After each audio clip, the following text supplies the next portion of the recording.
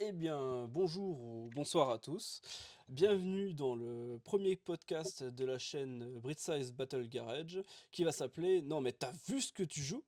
Et je serai accompagné par un grand et noble membre de la communauté française, Griff. Coucou tout le monde.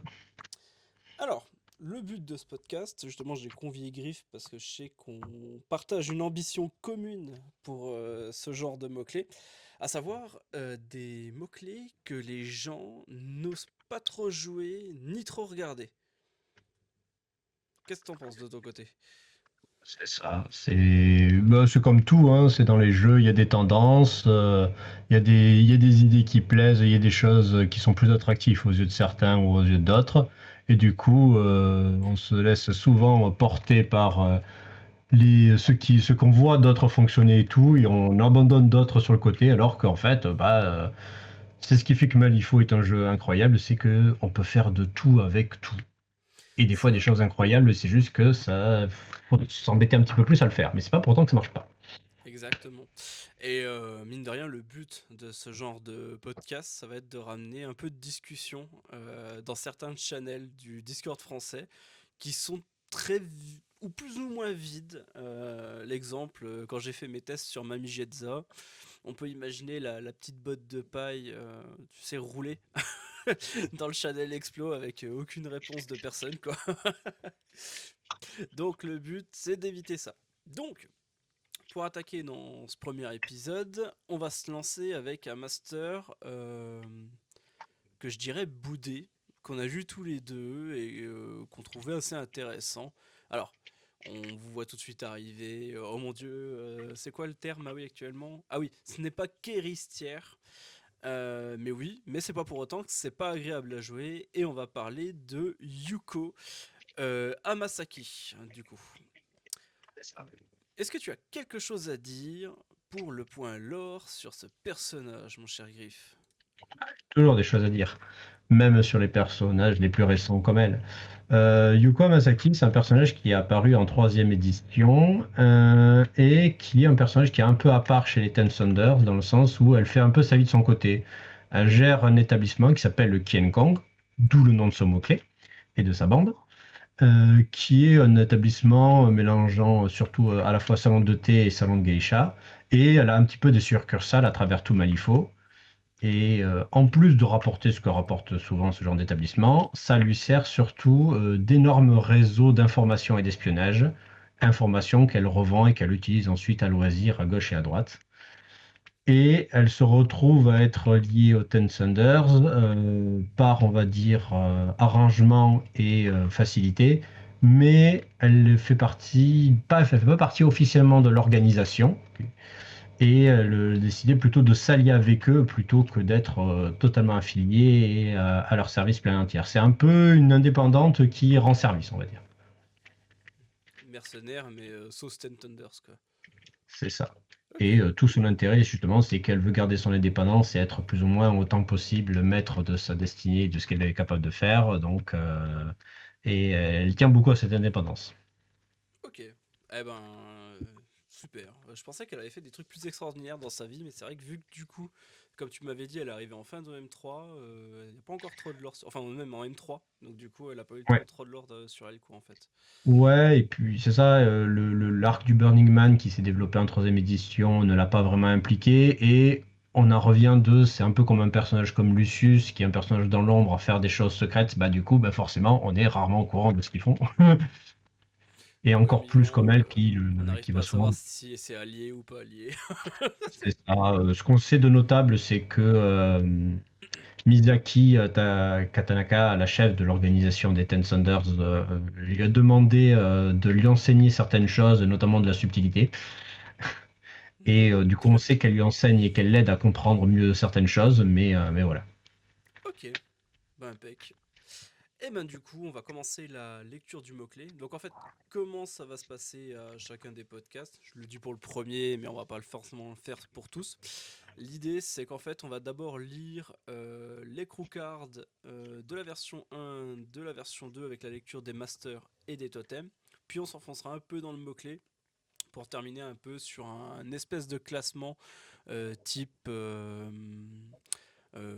comment on pourrait dire ça? J'ai pas là, c'est terrible quand j'ai un trou. Donc tout ce qui va être classement genre S tiers, A tiers, qu'est-ce qu'on prendrait plus avec la 1, la 2, et quel genre de scénario on jouerait plus avec la 1 ou la 2. Donc, on va commencer par la lecture de la crew card de Yuko 1. Moi personnellement, en l'ayant lu, j'ai ressenti un crew de contrôle qui a une très bonne action de crew, donc à la lecture ça se voit tout de suite. C'est littéralement un obé sans aucun TN opposé à 8 pouces. Le défaut, c'est qu'en fait, il faut charger donc sa leverage bar tout en mettant des untrusted tokens sur l'adversaire. Pour ce faire, dès qu'on en met un, on gagne un point. Maintenant, en rentrant dans les points de règle et les points de jeu, un ennemi qui a déjà un untrusted token ne peut pas regagner un untrusted token friendly à celui qu'il a déjà actuellement. Donc ça limite l'usage de la barre, en tout cas c'est comme ça que je l'ai compris. Maintenant on verra qu'avec Yuko 1, il y a d'autres usages qui peuvent en être faits. Mais dans les faits de jeu, au calcul et de ce que j'ai pu voir et jouer, tu fais rarement plus d'un obé par tour, Ouais, ce qui est normal. normalement. À côté, on peut voir du coup les conditions qui s'appliquent le plus fréquemment dans le crew. C'est d'ailleurs une des choses que j'aime beaucoup dans la M4, où tu as cette espèce de barre de rappel qui te dit tu vas beaucoup jouer autour de ça. Donc du coup on a l'antracet qui est une condition qui empêche le cheat. Le focus, mine de rien le mot-clé va beaucoup se donner de flip positif. Le insight qui est quelque chose qu'une fois qu'on y a goûté, pouvoir regarder la top card du deck avant même de flip pour dire non c'est pas mon destin, je suis pas venu avec ça. Hop, c'est en renvoyé. Le Et à slow qui noter n'a que pas la, changé. ouais, Dis-moi. et à noter que la cocarde fait la même chose aussi d'ailleurs, que quand on donne une figure, donne un entrant à un ennemi, on fait le même effet de l'insight. Et ça, c'est quand même assez Euh... cool. Ah oui oui tout à fait. Ah oui oui c'est vrai. Purée bah tu vois, on fait bien de faire ce genre d'épisode. Je jouais sans ce truc. Eh oui, Punaise. faut tout lire. Là, tu vois, c'est encore mieux. Et du coup, mine de rien, Ah mais en fait, on tu monte vois, la barre. je suis comme ces théoriciens de Dragon Ball qui disent ouais, Broly se bloque. Tu vois, on joue pas à fond tout de suite, ça sert à rien, tu vois. C'est ça. Et ensuite, bah du coup, l'explication du summon, mais le summon c'est quelque chose de très commun à beaucoup de mots-clés. Et Yuko est une invocatrice. Du coup, en passant à sa carte personnelle, on remarquera donc du coup tout de suite deux usages supplémentaires de cette barre, qui vont être le fait que tant que votre barre est complète, vous avez le droit de voir la main adverse. Le joueur en face, de jouer avec la main révélée, ce qui mine de rien, enfin, à mon sens en tout cas, personnellement, je trouve ça très fort. On sait quand est-ce que l'adversaire est en capacité de faire une grosse défense, une grosse offense, ou de tricher ses TN. Et le deuxième, c'est du coup, qui pour moi est celui qui servira le moins, tu me diras après Griff, le Power of Secret, où en fait on peut réduire la barre pour réduire les dégâts subis jusqu'à 0 de Yuko. Ah, ça dépendra de la situation, en fait, c'est surtout ça. C'est mine de rien le seul mécanique de défense du master. Donc, si à un moment donné quelqu'un vient pour lui déboîter la tête et tout, on sera bien content de l'avoir. Mais du coup, effectivement, le plus possible on s'en passe, le plus on laisse la barre à 4 pour faire l'autre effet, le mieux c'est. Mais c'est toujours bien d'avoir ça sous la main, quoi. Je me demande si en fait il y a un créneau, en fait tu peux en faire l'usage, je pense, Mm. et il y a ce moment où tu peux pas. C'est-à-dire que généralement ce que tu vas apprécier, pareil à mon sens, on n'a pas la science exacte, c'est d'avoir en fait ta crew bar à 3 ou déjà à 4 début de ton T2 pour très vite pouvoir accéder à la main adverse et savoir ce qu'il y a, sachant qu'il joue en plus avec une main réduite, avec la troisième règle de Yuko. Mm. Et à ce moment-là, tu peux te dire ouais c'est bon, je peux la vider, mais le but c'est que à chaque début de tour, t'as envie de l'avoir rempli ou presque rempli cette barre en fait. Bah, tout dépend, en fait, tout dépend aussi quand est-ce que tu as envie de faire tes obéis et tout, mais bien sûr, c'est plus tu voudras, plus tu pourras le faire, plus tu seras content, et plus tu pourras faire tous tes obéis pour mettre en place des situations intéressantes et autres. Mais du coup, C'est pour ça que je pense que la capacité défensive, ça va être tu vas pas planifier dessus, c'est une capacité de réaction de toute façon, donc ça sera quand on aura besoin que tu en feras usage, tu vas pas le planifier trop à l'avance, mais du coup, on va dire que ce sera l'occasion qui fera le larron, quoi. Ouais. Bah après, de toute manière, quand tu regardes en fait les capas du master, t'es Mhm. soit sur une portée de corps à corps de 1, soit une portée de sort à 8 ou à 10. Et l'invocation se fait à 8 pouces. Donc en fait, il va falloir qu'elle soit quelque part au charbon, tu vois. C'est pas ce mec ou ce master qui va rester loin et qui va attendre que les autres fassent le job en fait. C'est ça. Derrière, donc Bon, du coup, ben, c'est une invocatrice qui a ben, tous les mignons en termes d'invocation, de souvenirs, et son totem, qu'on verra juste après.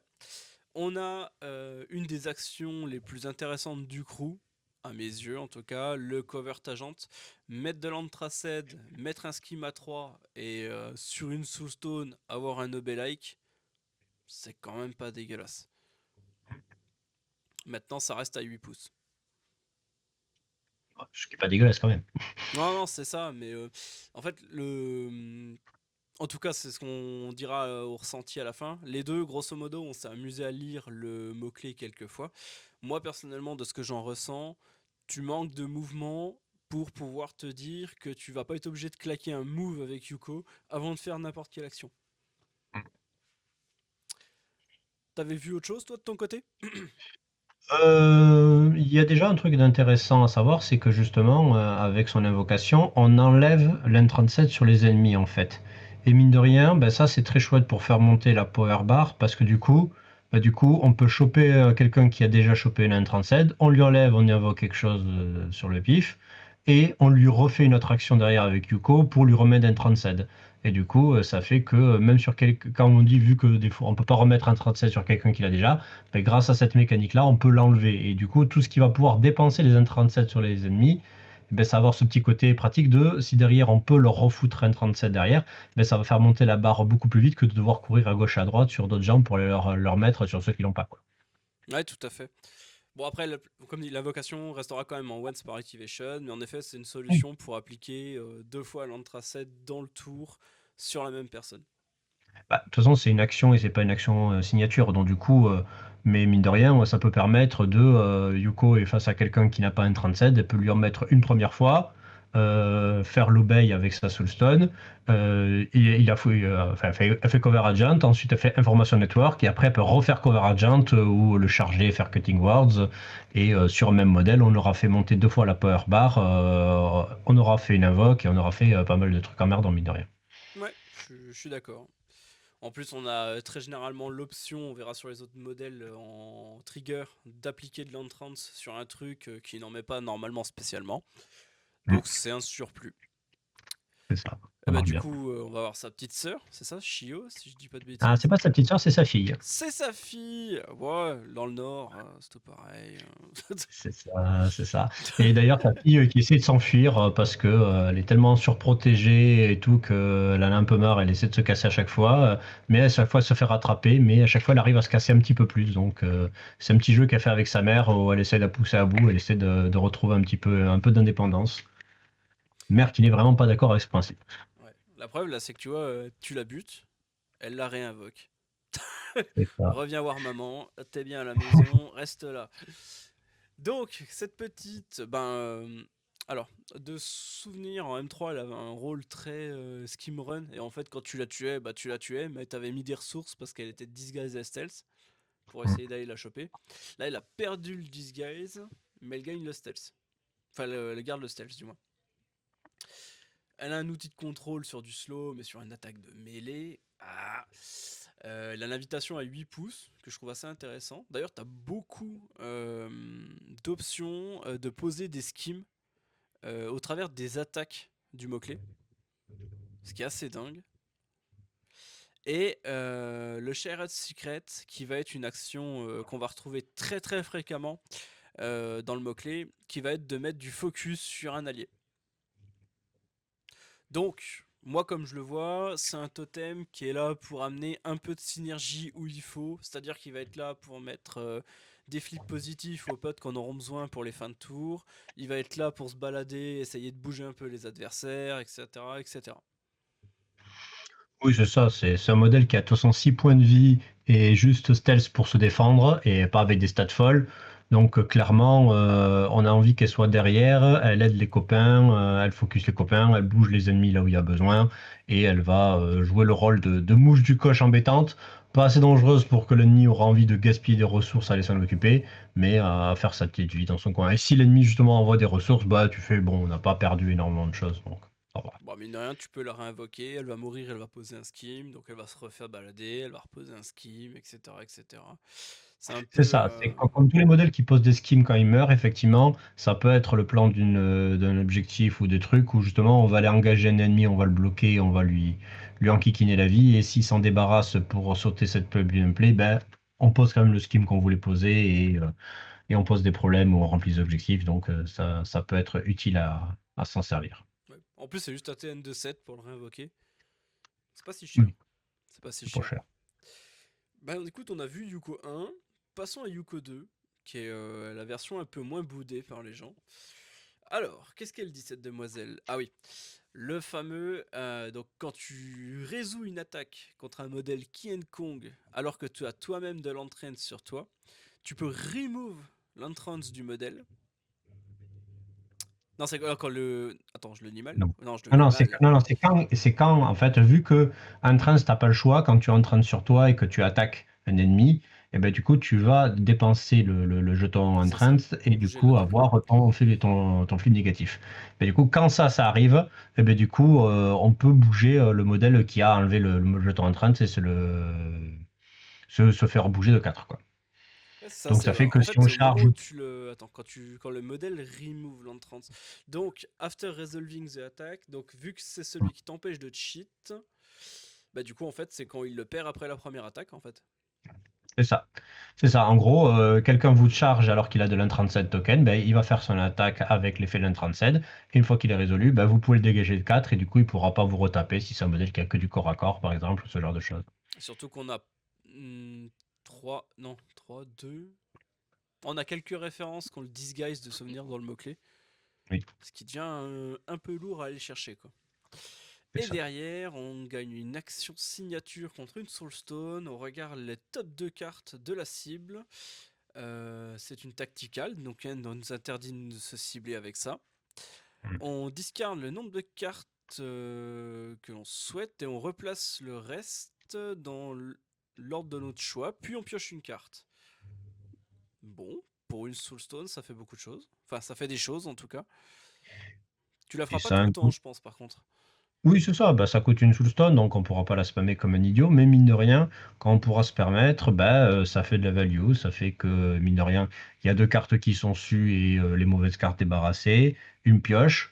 Et dans ce jeu, mine de rien, encore plus que dans les éditions précédentes, piocher et à l'inverse faire défausser des cartes adverses et tout, c'est devenu encore plus important qu'avant parce que ben, toute carte servant à quelque chose, ben, piocher une carte, même si c'est une carte toute nue, ben, c'est une carte qui sert à quelque chose, soit pour un TN, soit pour empowerer d'une action ou ce genre de choses. Donc la pioche est encore mieux, je trouve, que dans les éditions précédentes. La pioche, les flips positifs, tout ce genre de choses, ça marche vraiment bien, quoi. C'est ça. Et bah du coup, on va passer à la carte du master. Alors, Yuko Unseen, donc elle gagne une demise. Ah oui, qui va être de se Ouais, replacer sur n'importe quel Konoichi en jeu, se soigner, tuer la Konoichi sans infuser de Soulstones. c'est ça. Ben, c'est la demise de l'Helvéticus de l'édition précédente, pour ceux qui connaissaient. Je vois pas de quoi vous parlez, monsieur. C'est ça. Donc c'est très chouette. C'est juste que maintenant ça coûte une soulstone et ça remet à 8 points de vie. Donc peu importe les vies qu'ont les autres, qu'ont les totems. Et puis on va voir avec les totems qu'ils n'ont pas vraiment d'intérêt de s'approcher. Donc on va pouvoir les planquer un peu, les mettre là où on veut. Faites jeu Et ouais, marrant. et ça justifie pareil qu'elle a pas d'autres mécaniques défensives. Enfin, elle a stealth quand même, mine de rien. Et elle a que 8 points de vie, ce qui pour un master Bah, est ridicule. C'est presque la moitié de la vie de master habituel. mine de rien, Mais tous les modèles du mot-clé ont hmm, une règle défensive supplémentaire qui est le fait que quand un modèle entrance vient de taper, tu le rebouges de oui. 4 après sa première attaque, hein. C'est ça, oui, oui, bien sûr, bien sûr. Non, mais je parle du modèle tel quel. Mais oui, effectivement, oui, avec les entrances, il y a moyen de tenir. Puis de toute façon, voilà, avec une demise où tu te soignes à 8 et que tu TP sur notre figurine, peu importe où est-ce qu'elle est sur la map, Ça va, on est généralement assez tranquille. Ça va être compliqué pour l'ennemi de te tuer plusieurs fois d'affilée, quoi. Il va devoir s'occuper, comme un peu comme les Véticus avant, s'occuper des vies avant et autres. Voilà. Ou alors avoir C'est- de l'anti-heal. Il faudra faire particulièrement gaffe à l'anti-heal, aux anti-demise, bien sûr. Même pas, parce que on avait eu le cas, on avait vu en Pologne Mhm. que du coup, ce n'est pas le serpent que vous cherchez chez Marcus. Mhm. L'idée, c'est qu'en fait, c'est après que tu te sois place. Donc, si tu t'es place, tu te soignes de 8. Donc, en fait, si jamais tu as des modèles loqués avec toi au corps à corps qui disent que tu ne peux pas partir du corps à corps, hormis avec un walk, bah, en fait, tu peux pas te barrer et tu peux pas faire le demise. Ah oui, aussi, oui, oui, oui, oui, ce genre de choses, oui, Voilà. effectivement. Donc ce n'est pas le cherchant fou que vous cherchez. Arrêtez de vendre des bâtons de la mort et réfléchissez à votre avenir. Ce genre de choses. Mais bon, voilà, donc c'est pas l'immortalité non plus. Il faut faire gaffe à quelques mécaniques adverses, mais en dehors de ces mécaniques très particulières, ça va, elle est assez tranquille, quoi. Ouais. J'aime beaucoup le. On avait eu le cas aussi qu'on l'avait joué un peu avec Beji. Son auto-attaque, enfin son attaque de base, le finishing strike, Mm. qui attaque irréductible. Voilà, chez TT, on aime l'irréductible. Je crois que pour l'instant, j'en suis à la 4e mot-clé que je lis dans la faction. Il y en a au moins une à deux entrées par mot-clé. C'est un truc de fou, quoi. Et là, tu as l'option assez facile parce que du coup, le master a un Gather Intel qui peut bouger sa cible. Elle peut elle-même se place avec une Soulstone pour faire une attaque de mêlée. Tu peux très facilement aller chercher des pièces un peu isolées pour aller les taper en irréductible et être sûr de les retirer, quoi. Ouais, et puis c'est un master qui a 7 de mouvement, mine de rien, et une allonge à 1, donc tu fais aussi des charges à 8, C'est ça. ce qui est loin d'être dégueulasse, et une stat à 7, donc tu vas toucher. Tu as que 2 dégâts de base, mais un de tes critical strike, donc ça peut monter un petit peu plus. C'était une stat de 7, donc tu peux avoir un petit peu plus de chance de faire des raises. Donc, même si c'est pas le master qui tapera le plus du monde et tout, il y a moyen de faire des blagues. Il y a Ouais. vraiment moyen de faire des blagues. Pareil aussi sur le Gather Intel. Là, je vois la logique dessus parce que j'ai eu le match il y a pas longtemps. C'est bon, j'ai le visu. J'ai affronté Bertrand au national, du coup, là, Mhm. fin septembre. Et il m'a joué sa liste Dreamer avec du Don't Turn Your Back de Mm. partout. Qu'est-ce que tu es content de voir un trigger qui te permet de bouger quelqu'un et de poser un skim directement derrière. Parce que Ouais. quand t'as pas les actions pour le faire, t'es content de les avoir ces triggers, mais c'est impressionnant, quoi. Oui, totalement. Et puis bah après elle a quoi? Ah bah oui, elle a toujours sa petite action signature magique. Tu regardes les top 5 cartes du deck adverse. Tiens, j'ai pas envie de voir ça. Salut. Et avec un trigger pour bouger quand même 2 alliés de 3, y compris elle-même, donc C'est ça. ça va. Cool, quoi. Ninja. Ninja, ninja, ah bah c'est total C'était ninja, mais ouais, donc Totally Ninja. Et bah d'ailleurs très on va belle. voir les suivantes. Les Kunoichi. Donc là il y a une seule carte, mais ce qu'il faut voir c'est que du coup elle a trois totems qui sont experts climber, qui ont un arcane réservoir et qui offre un des meilleurs outils défensifs, je trouve en tout cas, que tu puisses avoir. À savoir que quand un ennemi résout une attaque contre une cible qui est à une plus basse élévation que ce modèle, en ligne de vue, elle paye une soulstone, l'allié se place dans ses 6 pouces.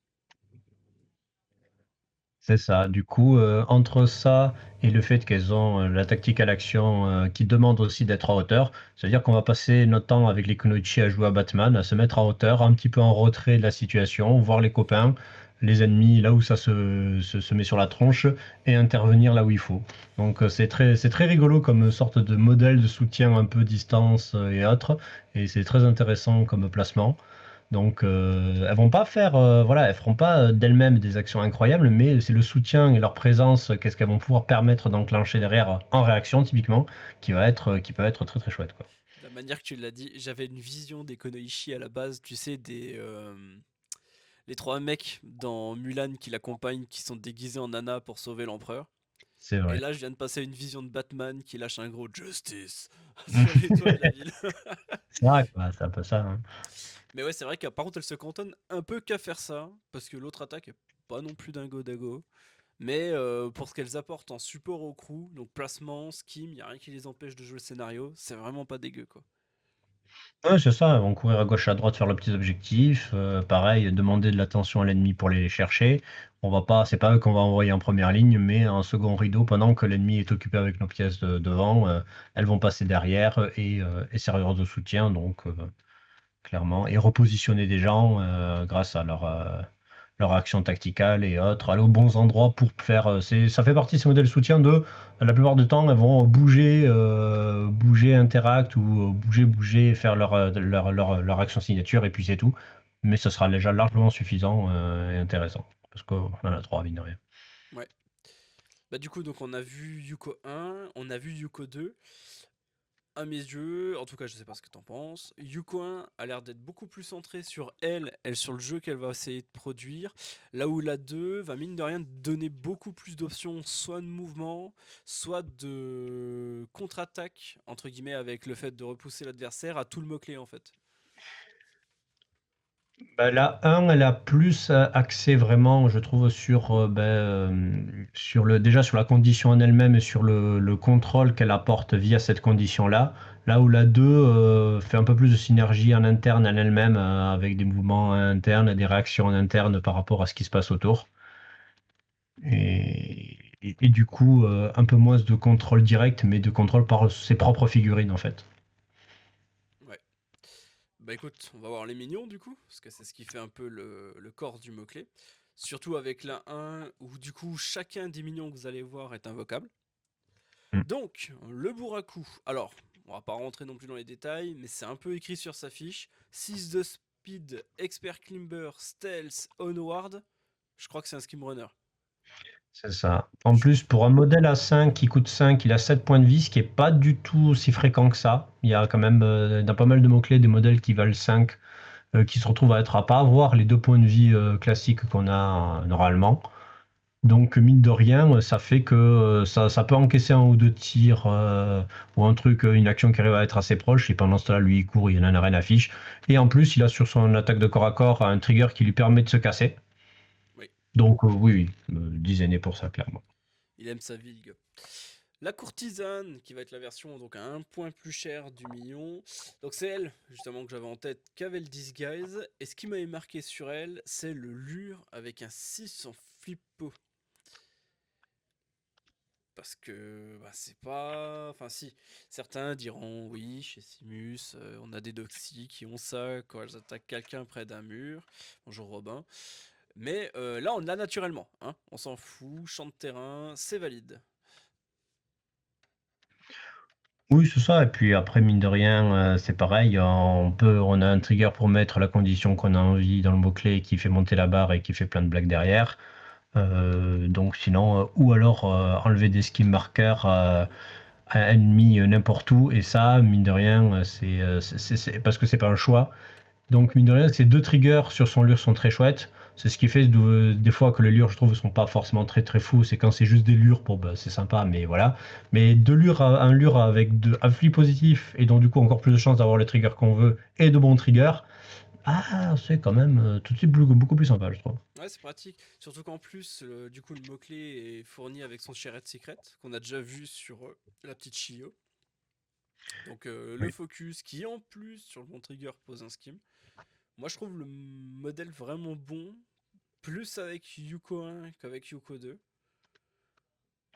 Bah, c'est un modèle qui est très bien et pareil, on en revient c'est un modèle qui est bien pour aider les autres, pour bouger aussi bien ses figurines que les figurines adverses. C'est un modèle de soutien et de positionnement en fait. Et il est très bien pour ça. Par contre, après, effectivement, il est en papier mâché. Donc, avec Yuko 2, on la défendra beaucoup plus Mm, si on arrive à mettre les entrants bien comme il faut. Mais sinon, après, effectivement, elle mourra assez vite. Mais bon, bah, écoute, c'est la vie, hein. Tout le monde ne exact. peut pas tenir toutes les résistances et tous les coups adverses, hein. Qui a une vie longue et, comment dire, profitable à Malifaux, hein. C'est ça. Les autres minions, alors là on arrive dans le luxe du luxe. Mignon à 7 points, mignon à 8 points. Le Charm Warder qui était, enfin en tout cas ma terreur sur table en M3. Kali s'en rappellera, mes rats en Hamelin s'en rappelleront. C'était un long moment. Bah je trouve qu'il a pas perdu de sa superbe dans le sens où en fait il synergise toujours bien avec le mot-clé. C'est-à-dire t'as toujours ta Keyblade. Alors oui, ils ont perdu les key tokens. Oh là là, fallait choisir un mot-clé, ils ont choisi d'aller voir les geishas. T'as l'Aegis qui fait que le modèle est toujours plus ou moins solide. Le Fly qui est une très bonne règle en M4 avec les décors qui sont plus ou moins chargés. L'anti-demise à 5 pouces qui est juste monstrueux parce que l'anti-demise, t'as beau retourner les mots-clés et les factions, il n'y en a pas non plus 75, ou alors c'est des anti-demise cachés, quoi, entre guillemets, comme on disait avec le Razor Spine ou tout autre modèle qui peut empêcher un replace. Tu as le Jinx qui va mettre l'entrance plus sur Stone, pouvoir refaire une attaque de mêlée derrière. La Chaos Theory qui est toujours présent. Alors, je me rappelle plus, mais je crois que la portée était plus grande en M3 du Chaos Oui, Theory. oui, oui, clairement. Heureusement. Après, c'est toujours aussi fort, entre guillemets, c'est juste que c'est plus compliqué d'atteindre autant de modèles aussi facilement. Qu'est-ce que t'en penses, toi, de la charme? Bah, avant, il était débile, il était beaucoup trop fort et c'est pas pour rien qu'on en voyait souvent et que, en plus, avec les key tokens, ça faisait n'importe quoi. Maintenant, c'est un bon modèle. Il est très bien, on peut faire beaucoup de blagues avec. C'est juste pas un modèle de pur dégâts, on tape, on tape, on tape et on tape. Mais comme tu dis, il y a des outils pour faire pas mal de choses. Dès que tu sais que tu vas tomber face à du master ou des grosses pièces adverses qui comptent sur des demises pour s'en sauver, ben, tu vas la sortir et tout de suite, la tension va pas être la même autour de la table. Surtout qu'on a vu que on a des petites geishas qui peuvent lure les adversaires et les amener jusqu'au Charmwarder, ou en tout cas les approcher assez pour le Charmwarder leur tombe dessus. On a des moyens de mettre en place la proximité pour les rendre dangereux, donc Non, et il y a puis, clairement moyen de faire des belles trucs en synergie. même si tu le recrutes et que l'adversaire arrive à te l'avoir, c'est une pièce invocable dans la première version. Mais Donc c'est quand même dingue. Bon alors, du coup, ce que j'aime bien sur ces deux entrées, on arrivera sur la deuxième juste après, c'est que ils ont mis le nerf de PV si tu l'invoques. Parce que c'est vrai que sinon des modèles à 9 PV Aegis ou 11 PV Aegis, ouah, enfin, c'est lourd à retirer quoi. c'est ça, mais normalement c'est à peu près le cas, je suis pas sûr, mais il me semble que c'est le cas de la plupart de tous les mots-clés, justement, quand tu commences à pouvoir invoquer des trucs trop gros, généralement, ils ont cette réduction de points de vie, quoi, pour Ouais ça, compenser. ou alors ils leur mettent un flicker pour dire que ça meurt à la fin du tour quoi. C'est ça. Et bah du coup le Kabuki Warrior qui va être le mignon le plus cher du crew. 5-5-6-2, il a les Gis, il a les 11 PV. Et je trouve ce mec bien, mais j'ai pas envie de le recruter à chaque partie, tu vois. Non, non, c'est sûr. Avant, il avait une entrée à 3 dégâts qui en faisait un beater assez remarquable et incroyable. Il l'aurait eu, clairement, on l'aurait pensé à le prendre beaucoup plus souvent. Là, du coup, il l'a pas. Il a une entrée de dégâts à 2 qui, pour un modèle à 8 points, ça commence à faire cher.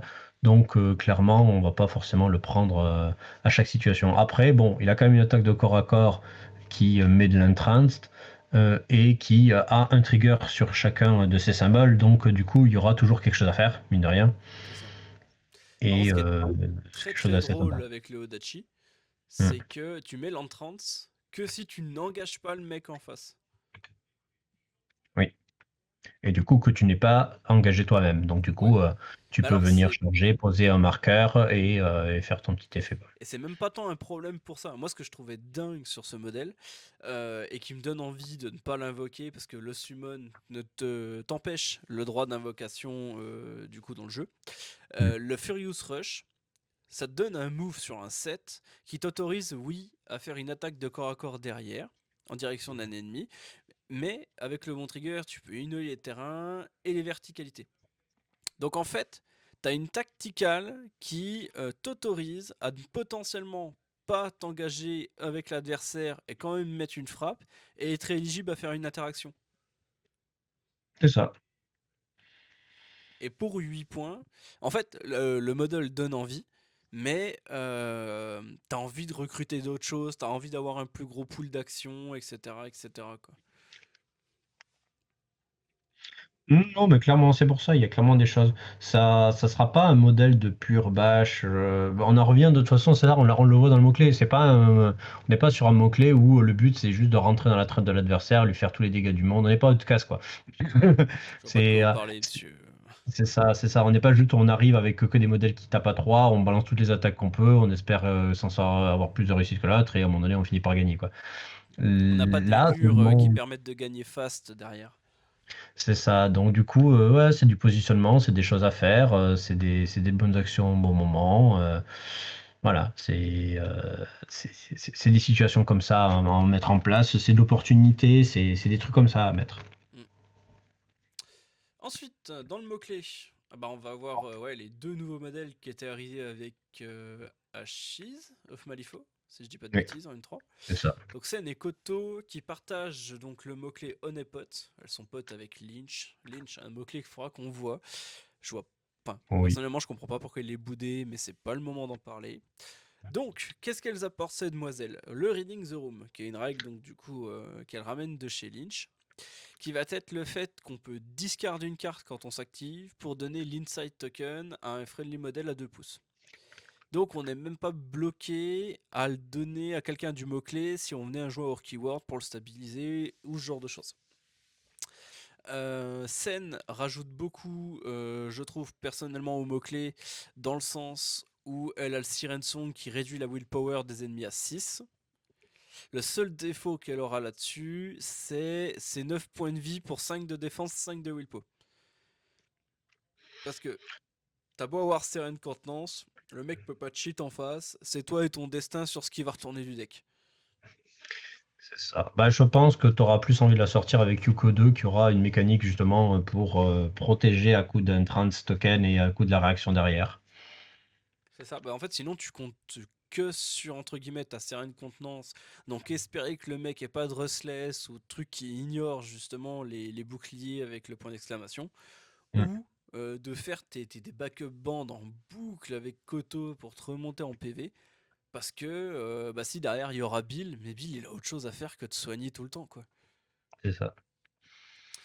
Et derrière, donc il y a Koto, son espèce de petit robot qui va avec elle, celui qui l'accompagne et qui joue de la musique.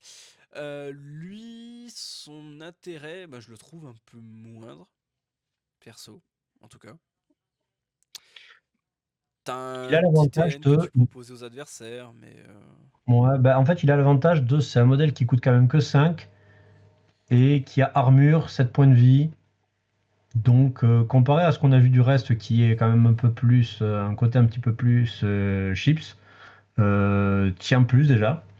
Et avec avec une petite option de soin, mine de rien. Donc, c'est lui ou c'est là, tu me trompes? J'ai un petit doute. non, c'est Sen Ah non, qui a l'option c'est de elle qui soin. le soigne. Mais Oui, mais voilà, donc il soigne avec lui. Donc, du coup, c'est en combinaison les deux. Combinaison les deux regagnent un petit peu plus de survivabilité avec du soin et autres. Mais voilà, forcément, c'est sûr que c'est un peu plus réduit. C'est un modèle, on en revient c'est un modèle à 5 mais du coup, il permet de faire synergiser scène. Je pense que si tu joues scène, tu as envie de voir encore un peu plus de synergie avec notamment avec Koto et il ne vaut que 5 donc à faire rentrer dans une compo, c'est assez intéressant, je pense. oui, ça te Il fait une vaudrait très cher activation, aussi. Il une vaudrait petite très cher les activation deux. supplémentaire, quoi. C'est ça. Les deux vaudraient 7 aussi. Les deux vaudraient 7, ça serait peut-être plus compliqué à faire rentrer. Là, au final, on a 12 points pour deux figurines. Et avec leurs effets, c'est pas si mal que ça. Et il y a des trucs assez intéressants à faire. Ah, puis mine 2, sur Sen, t'as le Beckoning Call aussi, qui est un truc que tu retrouves de chez. Enfin, c'est Simus qui avait beaucoup Oui, ça. Et puis Lynch, c'est ça. avec un trigger pour potentiellement faire une attaque de mêlée. Et. Ah oui, elle a aussi sur son This Song About Us, tu peux piocher. Bon, ça te coûte une Mm. stone pour piocher potentiellement jusqu'à 2 cartes. Le truc, c'est. Attends, c'est à quel moment que tu le déclares du coup? Si ce modèle made une stone to draw a card. Donc, c'est quand l'adversaire t'a déjà résolu les dégâts. Donc, tu sais déjà combien tu vas piocher ou non, quoi. Ok. C'est ça. Donc, voilà. Et justement, en plus. Mais voilà, si, il me semble bien que Koto avait du soin, mais s'il a du soin sur son attaque, pour réussir l'attaque, tout et tout, mais c'est sur de la volonté, et comme on l'a dit, elle donne du flip négatif à la Non, volonté, et flip, elle donne juste un -1. -1 au flip et enfin, sans non, plus. enfin, -1, voilà, stat, pardon. Et donc, du coup, ben, du coup, tout de suite, stat 5 sur la volonté, quand l'ennemi a -1, ben, ça donne beaucoup plus de chances de passer. Ah, ça sent un peu mieux, quoi. Ensuite, le premier nommé à 100% du mot-clé, qui est aussi un versatile, au passage. qui est Yasunori. Alors de souvenir, il était juste versatile en M3, et là il a débarqué dans le mot-clé. C'est ça. Donc ce monsieur, alors j'en avais une très mauvaise image. J'aimais pas le modèle. Alors oui, il avait Butterfly Jump, il volait 12 PV. Là j'ai commencé à me dire, attends, il a quand même beaucoup de choses. Et ce qui m'a fait complètement triguer sur lui, c'est les systèmes d'upgrade qu'il a. Où du coup, t'en choisis un et après tu peux le changer via ta signature. Mais pour moi, en tout cas de la manière que je l'ai joué et je le joue, je ne change jamais de Petal in the Wind. Parce que du coup, tu gagnes encore une mobilité de zinzin sur le modèle. Où du coup, tu vas te place, poser un skim, il va pouvoir se balader. Il peut aider à unpack le mot-clé avec son Fan the Storm. Il peut aider à rebouger sur un Informant ou ce genre de scénario. Enfin, moi, je trouve ça vraiment pas mauvais, quoi. Bah, c'est ça, c'est plus compliqué de le juger parce que c'est un modèle qui vaut cher et qui n'est juste pas une grosse marmule. Chose que on peut souvent être, on s'attend souvent à avoir des gros modèles chers. Mais justement, lui, c'est l'inverse. C'est un gros modèle, mais qui aide pour le placement, aussi bien le sien que celui des copains, et qui le fait mine de rien assez bien, à base de move, à base de place, à base de posage de skim et tout. Et donc, il y a des belles choses à faire, à tenter avec. Est-ce que ça vaut ces 9 points? Ça, c'est un peu à force avec les compos et à force de jouer, je pense qu'on verra. Mais il y a du potentiel, faut juste voir autre chose que juste, ah, bah, il a des attaques à 2 dégâts, et puis voilà. Non, c'est pas là où est son intérêt, c'est clairement pas sur les dégâts, quoi. Et au début, moi, je la rentrais pas dans mes listes, hein. J'étais en mode, mais Mm. qu'est-ce que je vais faire de ce mec? Il a pas dégâts 3, blabla. Mais en fait, non, non. T'es content d'avoir un modèle qui est aussi indépendant pour aller se placer et jouer ton scénario, en fait.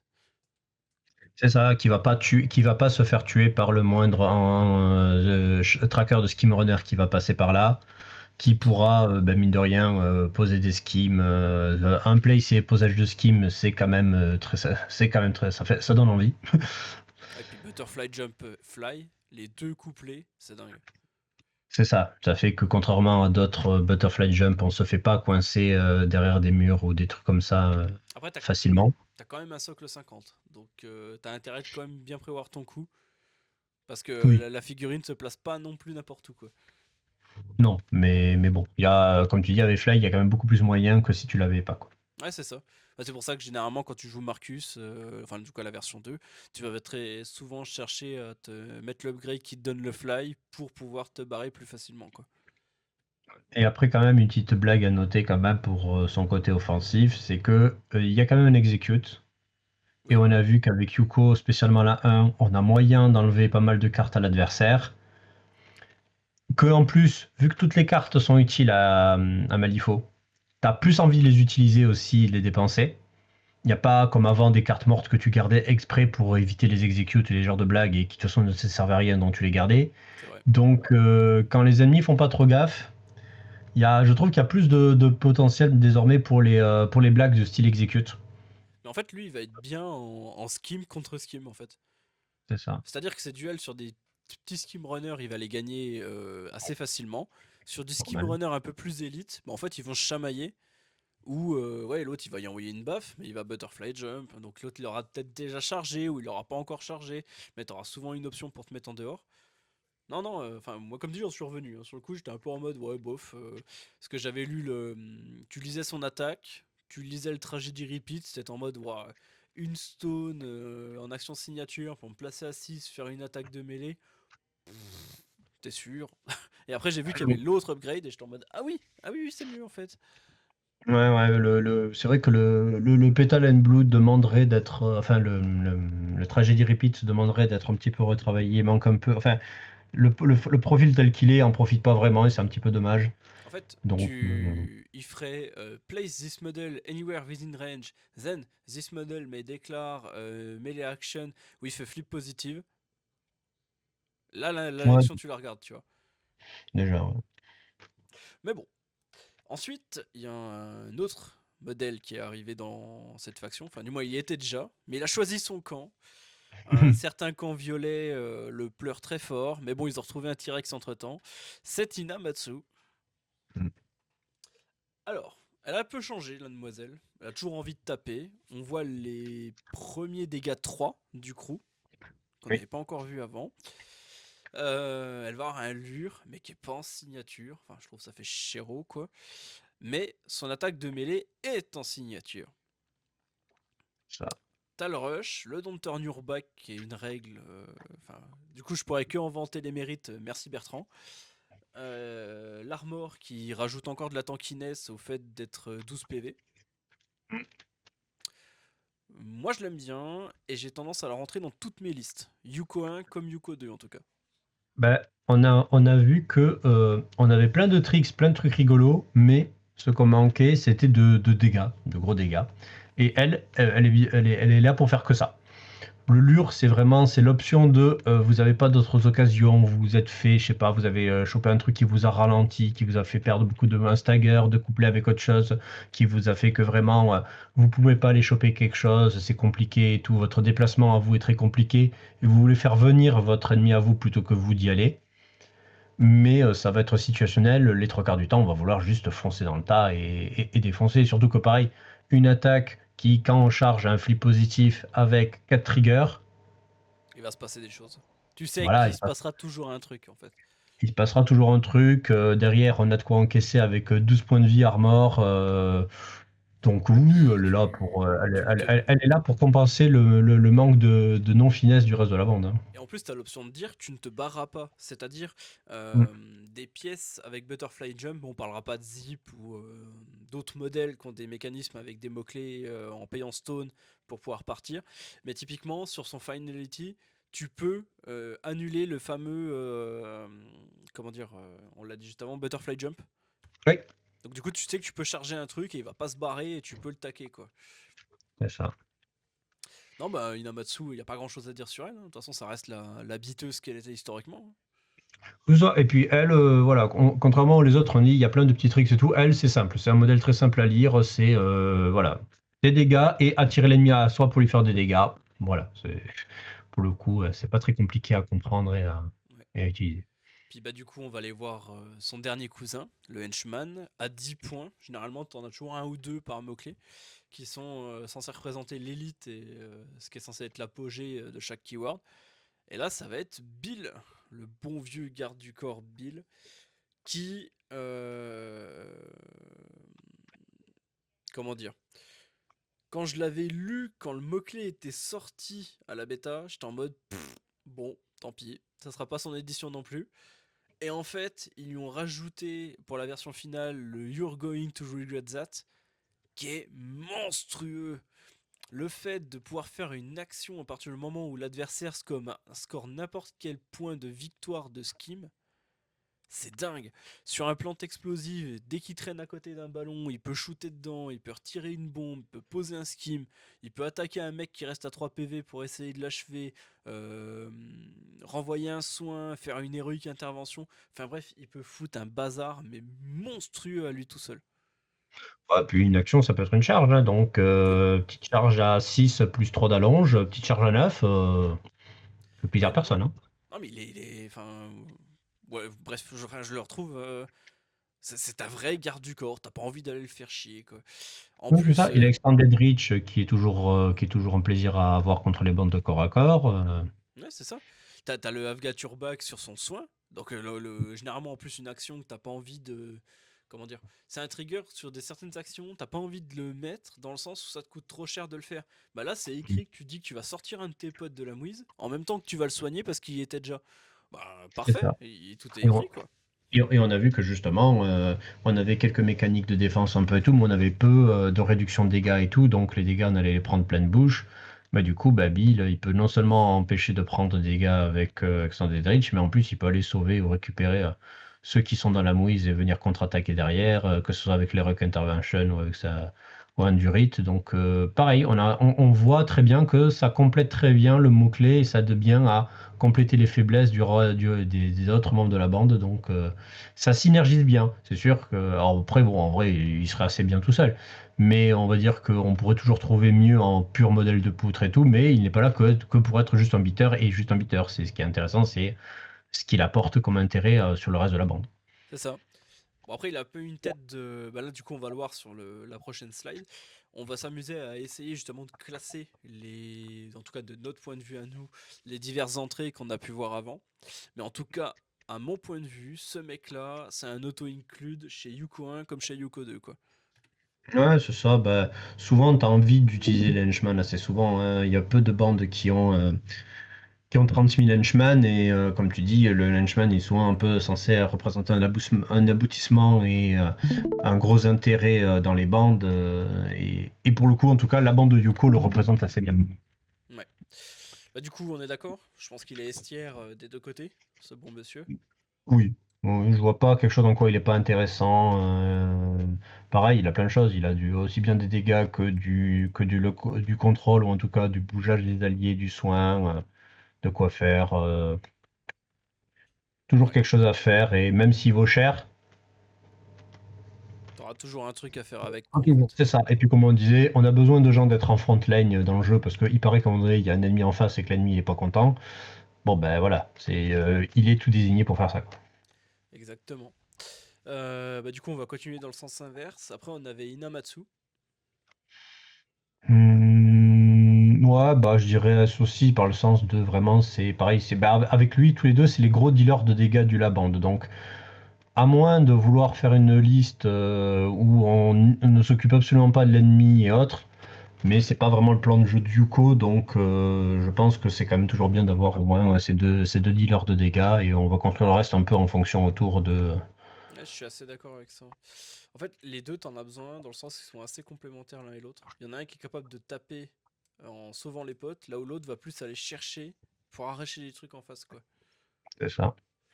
Et pouvoir quand même tenir assez et tout. Ben en fait, et eux deux, c'est ta frontline. En fait, on a vu le reste derrière, ça tient pas énormément. Ça va tenir ça, grâce à des actions de la Crowcard de Yukodo, des trucs comme ça, ou avec les N37 comme un peu partout. Mais ça va pas tenir très longtemps. Donc il faut qu'il y ait des modèles. Un modèle à lui tout seul ne peut pas tanker pour la bande adverse. Deux, déjà, avec deux modèles pour tenir la frontline et du contrôle et des trucs. Déjà, tu peux beaucoup plus envisager la chose. C'est vraiment trop rush pour ça. Ouais, je suis d'accord. Yazunori. Alors, même si je l'aime beaucoup, Mais il j'aurais est cher. tendance à le classer entre le A et le B tiers. Ouais, c'est ça. C'est que, bah, en fait, à partir du moment où tu prends deux modèles qui valent 9 et 10, donc tu as déjà 20 points, quasiment 20 points, donc t'es presque la moitié de tes coûts avec deux figurines. Si tu commences à prendre troisième, c'est que, bah, sur certaines listes, certains scénarios, clairement, ça pourra valoir vachement le coup. Mais là, effectivement, Tout ça à fait un fait. troisième modèle cher qui fait que c'est en termes de composition qui va un peu plus Pour difficilement rentrer. l'instant, si je recrute Yazunori, c'est que je recrute pas Inamatsu, tu vois, en termes de prise de points. Oui, par exemple. Ouais. Donc, enfin, en tout cas, moi de mon avis perso, j'aurais tendance à le classer dans le fond du A tiers, en attendant que les autres arrivent. Mm. Hop, des deux côtés. Ensuite, on a Ouais. Sen et Koto. Bah, Sen, Mm. en fait, le truc, c'est que t'as envie d'avoir la règle défensive de Yuko 2 avec Sen, Mm. mais le master en lui-même a très peu de choses sur le willpower qui font que Sen est utile. Oui. Oui, c'est pas ceux qui se servent le plus. Bah, t'as les lures, t'as les trucs comme ça. C'est un pick and Euh, call, quoi. En fait, elle va plus être là pour aider les minions. Là où, de toute manière, en fait, le Yuko 2 aide beaucoup son mot-clé de par les règles et ce qu'elle donne en fait à côté. Mais c'est pas elle-même qui va aider ses gars en fait. oui, oui, clairement. Donc, Effectivement. alors, moi en tout cas, je me permettrais de dire bêtière sur Koto, dans le sens où en fait elle vient toujours par extension avec Sen en fait. Oui, ah, mais Souvent par t'en as contre, je suis besoin de d'accord. plus, Tu mais le prends les modèle deux. en lui-même il est pas dingue quoi en fait. Non, non, tu le prends en synergie, hein, clairement. Alors, c'est le cas de beaucoup de modèles de Ashizo Malifaux qui sont sortis ensemble. Mais effectivement, c'est peut-être encore plus le coup de certains petits modèles comme ça qui sont pas forcément très chers et qui tirent le mieux de leur synergie, quoi. Typiquement. Tout à fait. J'aurais tendance à mettre quand même par contre, comme dit Sen, un peu plus haut chez Yoko 1, dans le sens où t'as beaucoup plus de choses qui proc en fait sur la Wilpo que chez Yuko 2 en fait. Hmm. Ensuite, il y a les mignons. Eh ben, on va commencer par le moins cher, histoire de dire quand même. Le Buraku. Moi, pour son coût et ce qu'il fait, Ouais. moi, je dirais minimum A. Des deux côtés. Hmm, Bah ouais, parce que c'est un skim runner, tu auras toujours besoin. Enfin, après, bon, peut-être pas sur toutes les stratégies, mais tu as toujours besoin d'un skim runner. Il est pas cher. Il a de quoi survivre un peu, au moins aux attentions. Il Ouais. gagne peut-être presque encore plus avec sa survivabilité avec Yuko 2. Là où avec Yuko 1, en fait, tu vas beaucoup compter plus sur ses triggers pour essayer C'est d'aller ça. mettre de l'entrance ou ce genre de Et le conneries fait de quoi. se casser ailleurs et tout. Donc, à la rigueur, On peut le peut-être mettre que en avec. B en Yuko 1 et en A Ouais, en Yuko 2. peut-être, vas-y. Ça, on verra après si l'ensemble nous plaît. Vous aurez très certainement la version déjà faite, donc vous entendrez débattre au fur et à mesure. C'est Ensuite, la ça. courtisane. La petite demoiselle, la courtisane. La courtisane. Bah, tu vois, c'est à l'inverse. Je la classerais plus haut en Yuko 1 Oui, oui, oui, qu'en clairement. Yuko 2, même Ben, Yukon, tu as si. envie encore plus d'avoir ces N37 un petit peu partout, Ouais. de Même pouvoir si jouer t'as ce jeu de combat. le côté défensif de Yuko 2 qui dit bonjour, je te propose un million qui est disguise, et quand tu vas le taper pour la première fois, tu vas te barrer de 4. Oui, c'est sûr. Donc ça demande Mais beaucoup. bon, ouais, oui, oui. Oui, ben, c'est pour ça, après, mais ça va dépendre des adversaires, tu vois. C'est ça. Donc ce que je vais faire, c'est que je vais la classer par là, la demoiselle. Et en Yuko 2, on va la mettre en bêtière du coup. Après, il y a beaucoup de keywords, je trouve, en tout cas, où t'as le choix justement des minions en fonction de la version du master. Tu vois qu'il y en a qui collent tout de suite plus. Oui, c'est ça. A contrario du prochain, le Charm Warder, pour moi, il est estière Yuko 1, Yuko 2 tous les jours. Ouais, ouais, je comprends. Moi, je dirais que ça dépendrait des match-ups, de certains trucs, tout ça et tout. Ouais. Mais en vrai, oui, il Alors, est quand même. je vois où tu veux en venir pour plus du côté de la Yuko 2. Mais alors, pour Ouais. Yuko 1 modèle mignon en signature qui met de l'entrance plus une attaque de mêlée à 10 pouces sur 6 de Wilpo, je trouve vraiment pas ça mauvais, tu vois. Ouais, c'est sûr, hein. Et si en plus tu combines avec comme on l'a dit, Shen qui peut, qui met du flip négatif, enfin qui fait des stats à moins sur la volonté pour l'adversaire pour résister, ça marche, ça synergie encore mieux, quoi. Donc, C'est vrai que par contre, là où avec Yuko 2, vu que t'as pas encore l'option d'invocation, et c'est pour ça, ouais. T'as pas c'est l'option un peu d'invoque, particulier. ouais, je le mettrai un petit peu plus bas pour Yoko 2, ouais. On va tiers. Ouais. Ok, et ben du coup, il reste le Kunoichi. Non, le Kunoichi, qu'est-ce que je dis? Le Kabuki, pauvre monsieur. Kabuki, pareil, il distribue bien de l'entrance. J'aurais plus tendance à Mais l'invoquer pour faire ça en Yuko 1. ouais, et puis il vaut cher surtout. Ouais, Pour moi le Kabuki, ce qui est embêtant, c'est quand même 8 points pour ça. ouais. Et comme on a vu, on a d'autres modèles qui sont, bah, entre guillemets, bah, pour un point de plus, tu as une Amatsu qui est plus simple à utiliser et qui va faire des trucs un peu plus idiots. Mais du coup, effectivement, je le placerai mieux, clairement mieux avec la première, parce que effectivement, la synergie avec l'entrante, c'est ce que tu vas en faire, ou avec le même l'invoque, va être plus utile. Là Ouais. où avec Yuko le, ouais, 2, avec le non. Yuko 2, ça va être un petit peu plus situationnel et ça va demander de mieux le piloter, quoi. Ouais. Qu'est-ce que t'en penses de ce tableau? Ça a pas l'air trop mal. Bon, ça a pas l'air trop mal, ouais, parce que en fait, pour moi, enfin, de toute façon, on mettra en C tiers que des modèles qui vraiment, entre guillemets, sont. On sait pas ce qu'ils En font fait, là pour en moi, fait. c'est ça. Un C tiers, c'est un aveu d'échec. C'est-à-dire le modèle vraiment, on voit pas quoi en faire. Et on a vu que bah, tout le monde a un rôle en fait. Chaque figurine a un rôle qu'il fait assez bien. Alors, est-ce que c'est le meilleur de sa faction dans ce rôle-là? Peut-être pas, mais c'est pas mauvais. C'est pas ah mais mon Dieu il n'y arrive pas, il peut pas le faire. Les Bunraku font leur rôle de skim runner, les geishas font leur rôle de contrôle. Chacun a fait bien son rôle en fait, a des bonnes stats pour le faire et le fait assez bien. et surtout en plus pour son coût. Donc, ça va être après des questions de composition, de comment tu fais, de comment tu réussis à appliquer ton plan de jeu, mais il n'y a pas un modèle de oh bah si je le prends, je vois pas quoi en faire.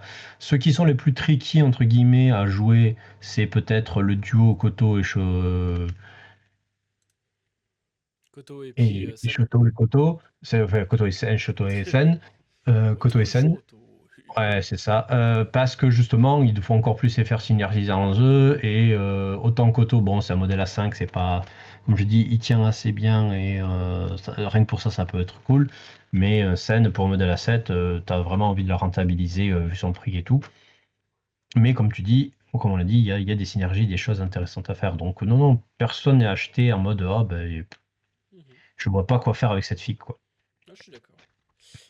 Et puis bah du coup on va se permettre un petit avis sur bah en tout cas donc ça c'est voué à évolution donc là c'est surtout pour l'intérêt donc de la prochaine année à venir, les scénarios en cours avec les déploiements en cours, quel Yuko irait le mieux sur chacune des situations.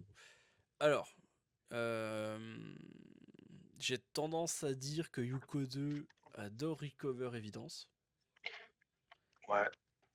Et j'allais dire que en corner, je vois beaucoup plus avoir la Yuko 2 que la Yuko 1. Sur tous les corners tu parles? Bah, tous les corners, je suis pas sûr, mais en tout cas, de base, juste pour le déploiement, tu vois, le fait que, bah, comme on l'a vu, mine de rien, même la 1 comme la 2 ont besoin d'avoir une certaine proximité avec l'adversaire. On n'a pas les modèles qui ont le plus de mobilité qui traversent la map non plus. Donc déjà corner, je pense qu'on n'apprécie pas des masses avec la bande, mais avec la 1, il va falloir encore plus s'approcher et réussir des trucs. Là où la 2 va pouvoir déjà être beaucoup plus à portée de choses intéressantes et va profiter encore plus de tous ces stealths un peu partout. Je suis assez d'accord. Donc, je pense que Corner, on va avoir beaucoup plus envie de jouer la madame. Et que, comme tu disais, avec la 1, tu as envie de faire monter ta power bar à chaque fois, de le faire et tout. En corner, bon, ben, premier tour, tu sais que ça va être déjà compliqué de faire monter ta power bar. Ça va arriver à partir du 2, du 3. Tu ralentis d'autant plus, tandis que avec elle, effectivement, tu peux déjà te positionner, aller aux bons endroits et commencer à faire des trucs cool. Et là, typiquement, on disait. Yazunori, je pense que c'est en corner, c'est le moment où tu as envie de le sortir pour profiter de sa mobilité, ce genre de choses. Ouais, bah, c'est ça. Ensuite, bah, du coup, on arrive sur Flank Wedge et Standard, qui sont quand même, mine de rien, un peu plus proches. Hmm. Oui, alors là tout de suite. Euh, Ça se complique un peu plus. Je dirais en tout cas, moi, ma préférence, euh, de ce que j'ai lu, Yuko 1 aura plus d'options sur un informant. En tout cas, je pense. Mhm. À partir du moment où tu vas jouer sur un wedge ou un standard. Parce qu'en fait, tu vas avoir une espèce de grosse bulle de contrôle qui est un peu chiante à choper. Et Informant, t'es content d'avoir des actions qui permettent de déplacer l'adversaire. Alors des Oui, deux côtés, tu auras Bill qui va taper sa meilleure vie. Tu auras des lures, bah, du coup plus du côté de Yuko 1, parce que tu vas plus apprécier les courtisanes. c'est ça. Donc c'est pour ça, j'aurais tendance à dire, en tout cas sur ces trois-là, j'aurais tendance à préférer moi personnellement Yuko 1. Je suis assez d'accord. Ouais. Boundary Dispute, c'est un peu la bagarre, je pense. Hmm. Dans le sens où en fait les deux Yuko pourraient aller dessus. Plant Explo, en fait pourrais faire plus de obey avec Yuko 1. J'aurais tendance à y aller plus facilement. Maintenant, ce que j'apprécie beaucoup avec la 2, c'est qu'en fait tu vas avoir mine de rien 3 totems supplémentaires qui vont fournir 3 bombes supplémentaires. T'as ça, t'as le fait que tu puisses bouger tes propres figurines, du coup l'ennemi s'il vient t'engager pour t'empêcher de poser la bombe, ben bam, la figurine elle peut se décaler et aller poser sa bombe quand même. Oui. Euh, Ouais, ouais, c'est ça, Après, tu vois, comme on dit, je pense que les autres, il va y avoir des légères différences, mais c'est pas comme si l'autre pouvait pas le faire et du genre c'était foutu. Je pense qu'effectivement, vu que on a des gameplays qui sont à la fois assez proches, mais quand même un petit peu différents, mais assez proches, c'est pas non plus du genre c'est moins tranché que pour d'autres masters où c'est ah ben telle stratégie c'est forcément celui-là et tel c'est forcément l'autre quoi. à part la question de mobilité du corner, je trouve que ça se joue, mais c'est, voilà, comme dit, une choix de préférence et de comment on le voit maintenant. Mais en vrai, c'est pas pour autant que vous pourrez pas le faire avec l'autre Yuko, quoi, clairement. Ouais. Boundary Dispute, c'est pareil. Généralement, sur ce scénar, t'es content d'avoir des modèles qui sont capables de faire des interact, place interact, ou des interact, move interact.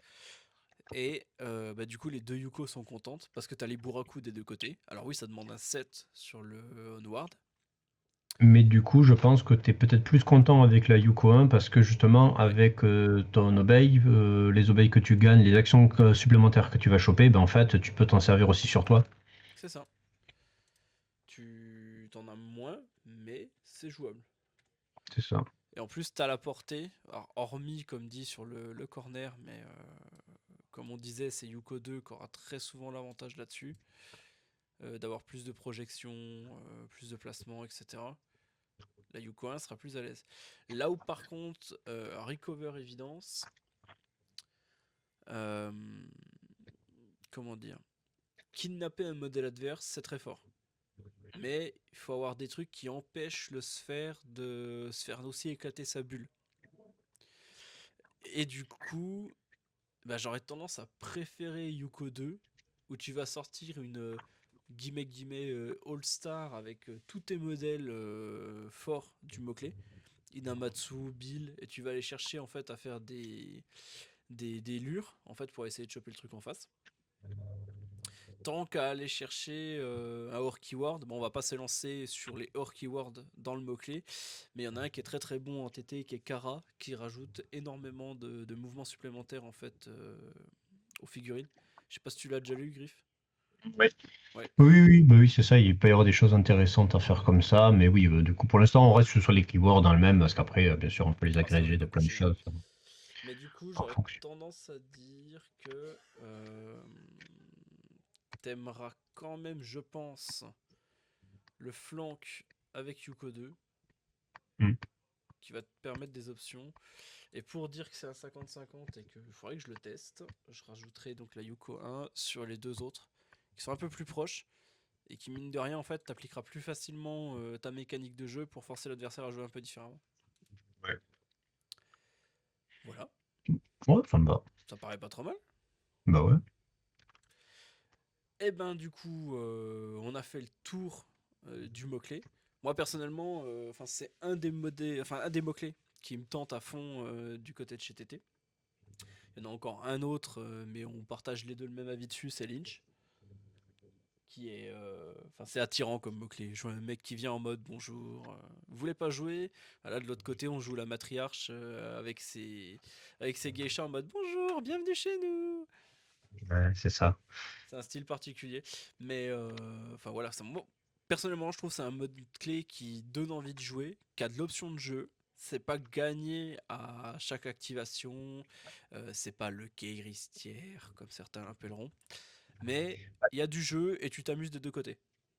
Mais c'est un très bon exemple pour expliquer le principe de ce genre de vidéo qui veut être faite, c'est montrer ce qu'on peut trouver d'intéressant dans une bande qui est pas juste bon bah je lis le profil, est-ce que le profil est capable de faire des trucs par lui-même ou pas, il a des stats supérieurs, est-ce qu'il a des trucs et tout, ok s'il a oui il est bien, sinon il est nul. Donc ben voilà, c'est tout l'intérêt d'essayer de montrer ben ouais ben des modèles qui sont pas trop mal, mais du coup en synergie avec un autre peuvent faire ça, peuvent faire ci, peuvent faire ça et d'un coup le tout devenir beaucoup plus intéressant et à faire. Donc du coup, effectivement, ça demande de plus réfléchir, ça demande pas juste d'aligner les modèles les plus forts et de les envoyer là où il faut et de compter ce qui fonctionne. Il faut faire synergiser le tout ensemble, mais c'est ce qui est intéressant dans la richesse de Malifaux, je trouve, et c'est ce qui permet de trouver plein de choses intéressantes à faire. Alors, des fois ça foirera, des fois ça marchera, donc, mais Tout ça à peut le fait. faire. Et justement, c'est ce qui va être intéressant de découvrir un peu tous les mots-clés, parce que du coup, on va tourner hein, par faction.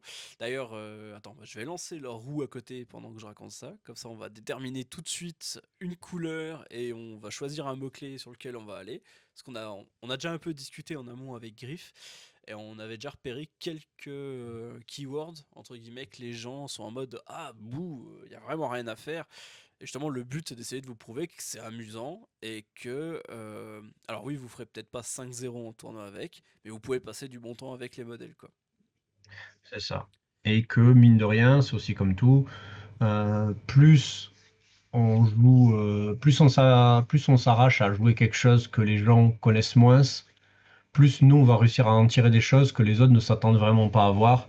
Et, euh, et va changer et peut vraiment faire la différence. Là où au début, ça va être un peu plus compliqué et plus difficile, mais plus ça sera maîtrisé, plus on fera des choses. Prends pour exemple, ben, justement, le fait que, par exemple, en troisième édition, Hamelin, très vite est devenu vraiment pas fou comme master parce qu'il avait plein de contraintes, plein de difficultés et tout. Et quand un certain Balek s'est mis dessus à bien le bosser, à faire des trucs, ben, tout de suite, ça obtenait beaucoup plus de résultats et d'autant plus que les autres ne s'y attendaient pas vraiment parce que ben, qui c'est qui avait croisé un Hamelin ou qui savait ce que ça faisait, quoi. Ouais, sauf contre ces saloperies de Charmwarder.